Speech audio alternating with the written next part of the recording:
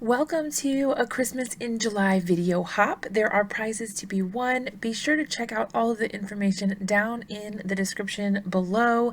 There's a link to the blog post with all the details and the link to the next stop on the hop, so be sure to keep hopping after this video for your chance to win. Let's get right into it. Hey guys, it's Jess and I am hopping along with a bunch of other YouTube creators today for a Christmas in July video hop. I've been kind of in the mood to do more non-traditional Christmas cards. Maybe it's just because it is July and I'm not really in the Christmas mood quite yet. So I'm going with a little bit of like non-tradition with this color palette here. So I'm just using purples. I started out with the milled lavender, went in with the dusty Concord, and then I will go in with the Seedless preserves. I sped this up a ton because it does take me a while to ink blend and get really smooth results. But in the end, I'm really happy with the way that this turned out. So it's definitely worth taking the extra time if you have it. So the way that I have been doing my ink blending lately is to start with my lightest color and cover the entire area. And then I go back in with the second darkest color, or like the next darker color. And I keep doing that until I get to the top. And this actually, this is a ton of ink, but I find that I seem to get better results this way. And the colors really look nice together. They look really deep and just really pretty. And I like the way that that looks. So then after I put on my darkest layer, I kind of went in reverse order to just blend out the edges where it didn't look quite as natural as I wanted it to. I decided to go with kind of like a wintry scene here. So once my ink blending was finished, I did go ahead and grab my original size MISTI and get started with placing some stamps onto my card. These are from a Christmas set from Hero Arts. I'll have everything linked down in the description below. However, this one may not be available anymore because it was part of a My Monthly Hero kit. So it's got a Christmas tree, it's got that cute little bench, and then it also has the little light. I just thought that this was really super cute for a nighttime wintry scene with like snow and the whole thing. And when I was making it, it really made me think of Narnia. I don't know why, but you guys tell me in the comments if you kind of get that vibe as we finish the card. Maybe it's the lamppost and the snow, I don't know, but it definitely reminded me of Narnia. So I'm using my Spectrum Noir Finesse Noir Black ink to stamp out my images here. These are, or this ink, or the Finesse inks in general, are alcohol proof. Now they do have waterproof ones as well in the Finesse line, but this particular line is of alcohol safe or alcohol friendly inks. So this one is just the black version of that line. I'm not sure if you're supposed to do this or not, color over ink blending with Copic markers. I'll let you know if I have any problems. It seemed fine as long as you just scribble off the color that kind of gets picked up at the end, but I'll try to keep you guys updated if I have any lasting issues with that. So I did go ahead and keep track of all of the colors that I used for the tree and the bench and all of that, and I have that linked actually at the end of the video in a color map photo. So if you're interested in the colors that I used, you can just go to the end of the video. There is a picture that says color map. You can screenshot it or save it however you want, and that is for you guys just in case you want to know what I used.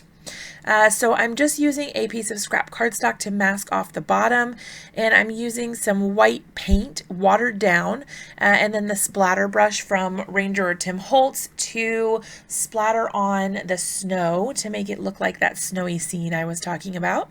I really like the control that you get from this splatter brush versus doing it with a paintbrush, and you can get much smaller splatters this way, which is really nice when you're working with a smaller area.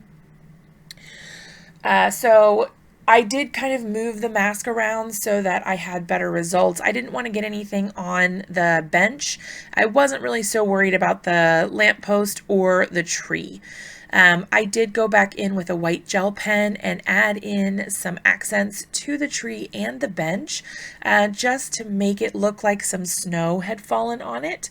And that kind of added a really nice effect, I think, made it look a little bit more realistic and not just kind of like this bench and this tree are just like in front of the snowy scene. It made them really feel more like a part of the scene. So once the gel pen accents were done, I did go ahead and pick out a sentiment. Now this sentiment is from, I think it's called Home Baked. It's another Hero Art set, and it just says merry and bright. It's a little dirty, so it's hard to read it right now, but I figured I would go ahead and heat emboss this in white. Now I did actually let this panel dry overnight before I did any sort of ink or embossing on it, just because I wanted to be sure that it was 100% dry. That was a ton of ink, and I had the paint and all of that on there. So I just wanted to be sure that it was completely dry before I went for my heat embossing. So I'm using my mini MISTI. I'm putting on the watermark ink from Spectrum Noir. I did go ahead and stamp it twice with that watermark ink just to make sure that I got it really nice and wet, and make sure that my embossing powder had somewhere nice to stick to. I'm going to use the Alabaster embossing powder from Brutus Monroe. This is a giant container of it. It comes in smaller containers too, but this is a 6-ounce container because I use it a lot.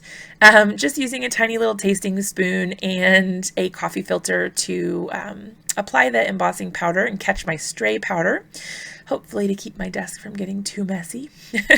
And then I'm going to go ahead and heat set that with my Wagner heat tool. Once that was all melted and ready to go, I did wipe it up with a Swiffer cloth just to catch any of that extra powder and make my background a little more vibrant again. When you use a powder tool to prep your surface, it can leave your background looking a little more dull than you would like it. So I like to just go ahead and run it over with the Swiffer cloth to pick any of that extra dust up. I did feel like once I trimmed off my edges that I sort of lost a little bit of the night scene that I had loved so much. So I did go back in with a little bit of black soot around the edges to just darken it up a little bit. And I felt like that kind of brought the nighttime scene back in, and it kind of tied everything together again. So once I was done with my ink blending there at the edge, I did go ahead and add in some Copic accents at the bottom. Now I felt like it was just a little too plain at the bottom there, so I wanted to add in some Copic, well, really just alcohol marker accents so that it looked more realistic again. It kind of grounded the base there. I wanted it to look like there was light shining down, so the bench closest to the light is a little bit lighter, and then as you get farther away it's a little darker, and I wanted to have the shadow kind of come out to the right there a little bit as well to kind of I don't know, intensify that effect. I don't know. I put a little bit at the base of the tree as well. I'm just using some warm gray markers. I guess I probably could have used cool gray as well. I don't think it really matters too much, but I was kind of thinking like the yellow from the light, the warm light. I don't know. I think it looks okay, but you guys let me know what you think. So I did go ahead and mount that on a piece of, or a A2 sized card base. So that's 4 1/4 by 5 1/2 using my ATG. I really like using that versus a dot runner or a tape runner most of the time because I found it has better results. Some of my dot runner stuff eventually fell off of my previous cards that I had made. So I've had really good luck with the tape. I'm just using a Spectrum Noir clear overlay pen. This is basically like similar to a Wink of Stella pen, and it's really, really glittery. I did notice that I wasn't getting as much glitter as I wanted, so I did actually go ahead and squeeze it, and then holy moly, I got a ton of glitter. So my snowy area and all the snow accents are extremely shiny, but I think it's nice. It adds a little bit of interest and extra pizzazz to what otherwise was a pretty simple card. And that finished off the card. I decided not to add any other embellishments, but look at that sparkle. It's magical. All right, here's that color map that I told you guys about. I hope you love the card.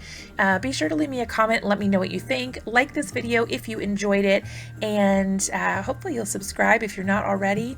And I'll see you guys again really soon in another video. Bye.